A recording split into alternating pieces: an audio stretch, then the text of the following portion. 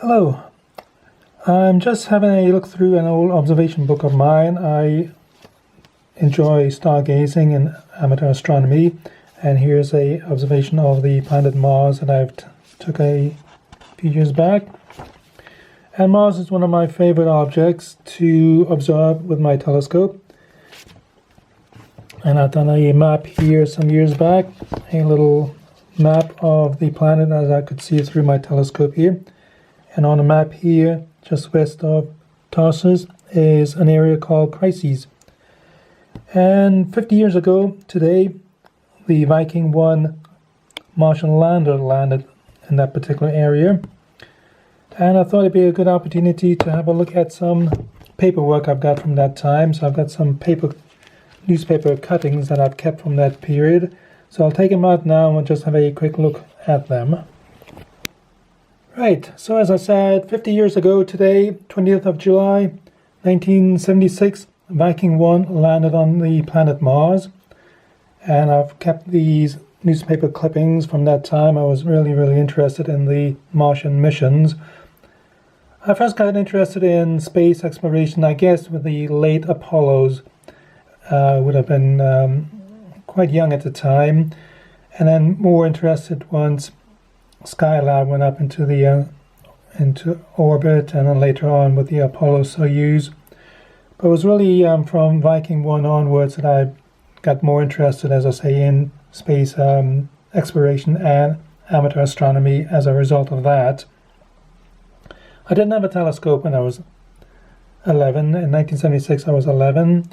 It was the bicentennial summer vacation. I had just left 5th grade. At the end of the summer vacation I would have gone into 6th grade. And the lander was supposed to originally land on Mars on July the 4th, which was the bicentennial celebration, but it didn't.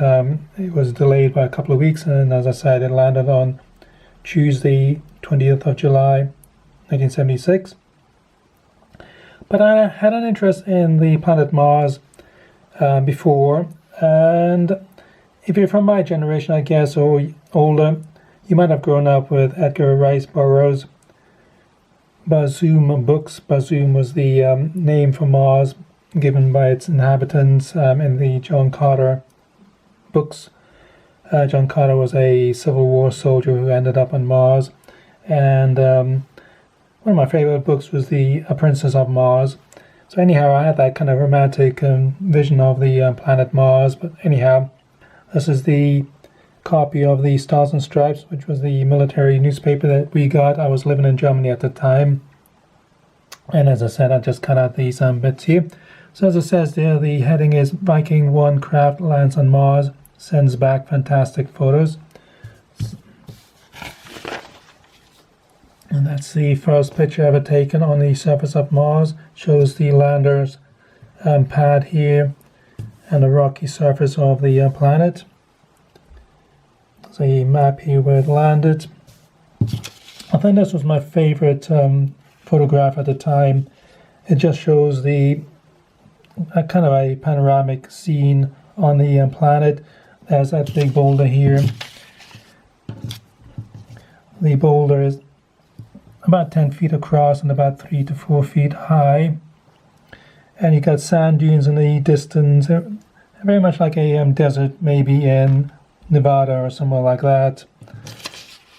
So really, this photograph really blew my mind at the time, seeing a completely alien world for the first time.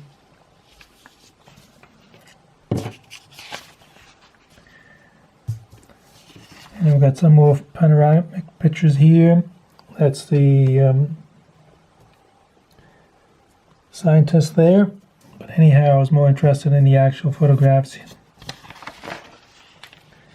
As I said, it was the 200th anniversary of independence of America, and it had the bicentennial symbol there. If you're from that era, you'll remember that for sure. So it says there, "Old Glory on Mars." So you got the flag there on the lander. Got a Martian sunset here. The newspaper was black and white.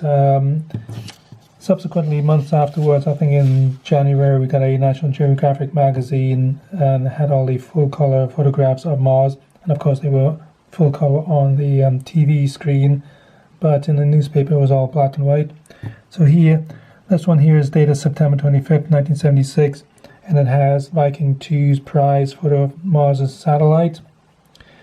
And there were two landers. Viking I, as I said, landed on the 20th of July, and Viking II landed kind of mid to late September. I can't remember exactly the date now, but it landed in September. Viking I continued operating until November 1976 when it died. Obviously, the batteries went flat and the cold. Though it looks like a kind of a Earth scene with, you know, the Sahara Desert or the Nevada outbacks, whatever.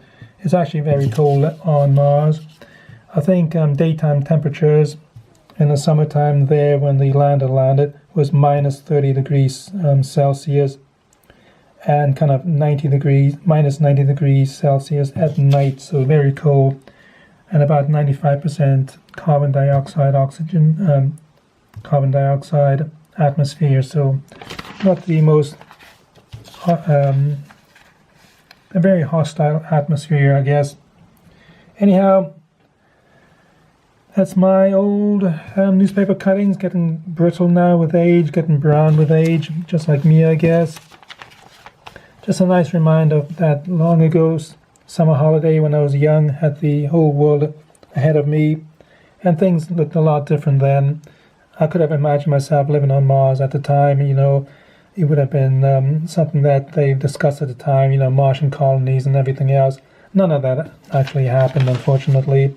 But anyhow, I got all these old newspaper cuttings here to keep me, to remember that time. So anyhow, I'll leave it at that. As always, thanks for watching, and bye for now.